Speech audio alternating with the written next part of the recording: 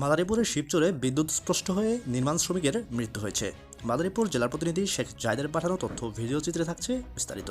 অভিযান নিউজ টিভির সাথে আছি আমি তৌফিক হাসান। মাদারীপুরের শিবচরে একটি নির্মাণাধীন ভবনের চতুর্থ তলায় কাজ করার সময় বিদ্যুৎস্পৃষ্ট হয়ে সাজেদুল ইসলাম নামে এক নির্মাণ শ্রমিকের মৃত্যু হয়।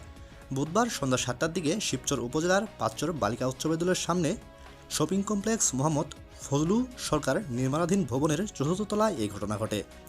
নিহত সাজেদুল ইসলাম গাইবান্ধা জেলার পলাশবাড়ী উপজেলার খামারবালুয়া গ্রামের আব্দুল রাজ্জাক মিয়ার ছেলে। এলাকাবাসী জানান, বুধবার সন্ধ্যায় পাঁচচর বালিকা উচ্চ বিদ্যালয়ের সামনে একটি শপিং কমপ্লেক্সের নির্মাণ কাজ করার সময় বিদ্যুৎ সঞ্চালনার মেইন তারের সঙ্গে লেগে বিদ্যুতায়িত হয় সাজেদুল ইসলাম। এতে তিনি গুরুতর আহত হন।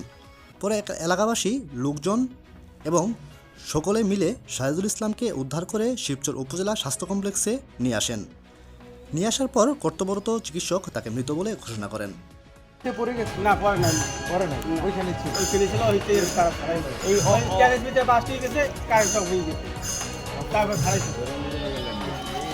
লাইট চলে গেছে। তারপর আচ্ছা, এই যে আপনাদের হিন্দু, হ্যাঁ, আপনাদের এই যে পাশে উপাসনালয়, আপনাদের এই যে তিনতলা ভবনটি হচ্ছে এবং এর বাইরে কোনো নেট নাই, আপনারা এখান থেকে চলাচল করেন। আমি বলতে পারি না, এখন আপনার মাথার উপর যে উপর থেকে রড পড়ে তাহলে কি হবে? এগুলো আমরা বলা করছি, আমরা আমাদের বাড়ি এখানে না, আমাদের বাড়ি কদম বাড়ি। আচ্ছা, কত এখানে আপনারা মন্দিরে কাজ করতেছেন? কাঠ মিস্ত্রি কাজ করতেছি। আচ্ছা আচ্ছা, কাঠ মিস্ত্রি কাজ